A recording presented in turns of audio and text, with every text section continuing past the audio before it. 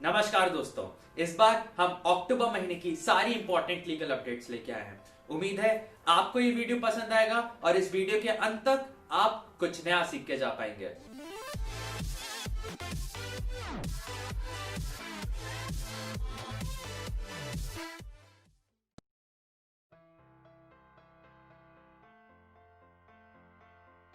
हमारे देश में हर 3 में से एक महिला डोमेस्टिक वायलेंस की शिकार होती है और द हिंदू की एक रिपोर्ट के हिसाब से 2020 में मार्च से लेकर मई तक के महीने में 1400 के ऊपर कंप्लेंट्स हो चुकी हैं।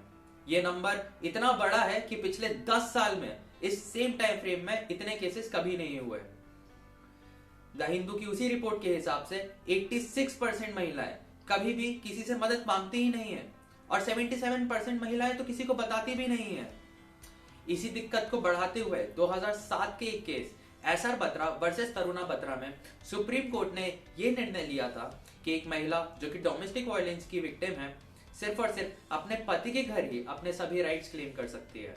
अगर वो प्रॉपर्टी उसके इन लॉज की है तब वो अपने किसी भी राइट को क्लेम नहीं कर पाएगी। यह जजमेंट 2020 में सतीश आहूजा वर्सेस नेहा आहूजा में justice Ashok Bhushan, justice SR Batra और जस्टिस एमआर शाह के द्वारा ओवर रूल कर दिया गया है। उस जजमेंट में यह हेल्ड किया गया कि अगर एक महिला डोमेस्टिक रिलेशनशिप्स क्रिएट करती है अपने इन लॉज के साथ और सेक्शन 2S और section 17 of protection of women from domestic violence की रिक्वायरमेंट फुलफिल करती है तो वो अपने इन लॉज के साथ रहने की भी राइट्स क्लेम कर सकती है।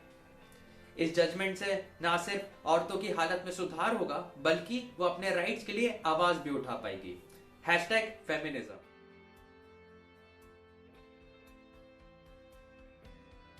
11 दिसंबर 2019 में सीएए यानी सिटीजनशिप अमेंडमेंट एक्ट के पास होने के बाद देश भर में इसके खिलाफ प्रोटेस्ट हो रहे थे और इन सभी प्रोटेस्ट का सबसे बड़ा सिंबल शाहीन बाग में देखा जा सकता था, जहां सभी तबके के लोग इस एक्ट के खिलाफ सरकार से गुहार लगा रहे थे। इन प्रोटेस्ट के चलते कालिंद कुंज से लेकर शाहीन बाग तक का एरिया प्रोटेस्टर्स ने कवर कर रखा था, जो कि Amit Shahni versus commissioner of police में चैलेंज किया गया। Amit Shahni versus commissioner of police में justice SK Kaul, justice Anuradha Bose और जस्टिस कृष्ण मुरारी के सामने यह सवाल था कि क्या पीसफुल प्रोटेस्ट पब्लिक प्लेसेस पे अलाउड है और अगर अलाउड है तो कब तक।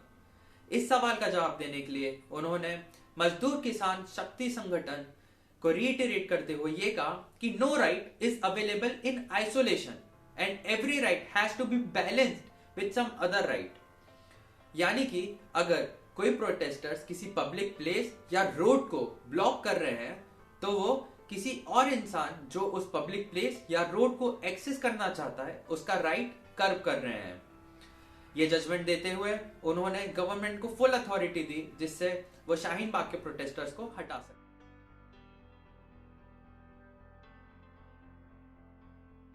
कोई भी पुलिस ऑफिसर आपको अरेस्ट करके सेल्फ इंक्रिमिनेटरी कन्फेशन देने के लिए फोर्स नहीं कर सकता और अगर आपने ऐसा कोई कन्फेशन दे भी दिया तो वो कोर्ट ऑफ लॉ में एप्लीकेबल ही नहीं होगा।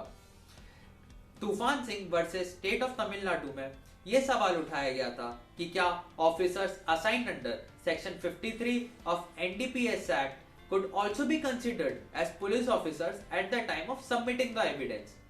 इस केस के पहले अगर आप किसी भी सेक्शन 53 के ऑफिसर को ऐसा कन्फेशन देते हैं जो इंक्रिमिनेटरी नेचर का है तो आपको उस कन्फेशन के बेसिस पे जेल हो सकती थी।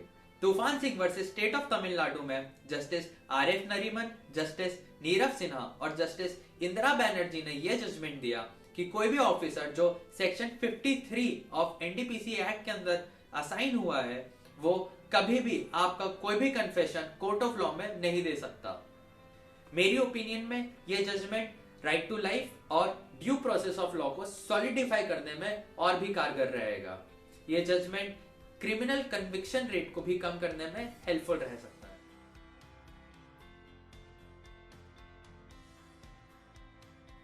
लॉकडाउन के बाद से हम सभी को वर्क फ्रॉम होम करना पड़ रहा है और सुप्रीम कोर्ट इस मामले में कुछ खास अलग नहीं है। सुप्रीम कोर्ट ने लॉकडाउन की शुरुआत में कुछ गाइडलाइंस इशू करी थी जिनसे कोर्ट वीडियो कॉन्फ्रेंसिंग के थ्रू फंक्शन कर पाए। Chief justice Bobde, justice Chandrachud और जस्टिस नागेश्वर की पैनल ने इन गाइडलाइंस में कुछ बदलाव लाए हैं। और इन सभी बदलावों में सबसे बड़ा बदलाव यह है कि उस पैनल ने कहा है कि वीडियो कॉन्फ्रेंसिंग प्राइमरीली आर्ग्यूमेंट्स के लिए यूज होनी चाहिए, एविडेंस सबमिट करने के लिए नहीं। एविडेंस तभी सबमिट किया जाए जब बोथ पार्टीज अग्री कर रही हो, और अगर एविडेंस सबमिट करने के लिए कोर्ट जाना जरूरी है तो ये प्रिसाइडिंग ऑफिसर की ड्यूटी है कि वो इंश्योर करे कि स्पेसिफिक डिस्टेंस मेंटेन हो रहा है।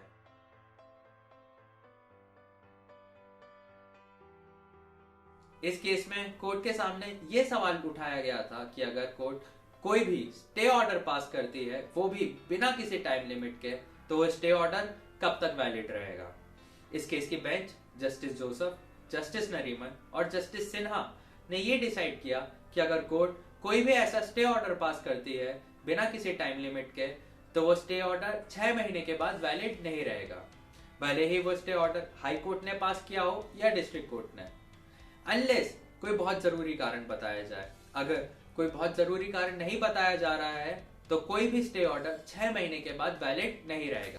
दोस्तों, आज का ये वीडियो यहीं खत्म होता है, और अगर आपको इसी फॉर्मेट में वीकली अपडेट्स चाहिए तो please let me know in the comment box. और मुझे मेरी पहली वीडियो पे आपका इतना सारा प्यार देख के बहुत खुशी हुई। आपके लिए बहुत सारे वीडियोस प्लान्ड हैं, तो आप प्लीज जाइए, सब्सक्राइब करिए और बेल आइकन दबाइए ताकि कोई वीडियो मिस ना हो जाए।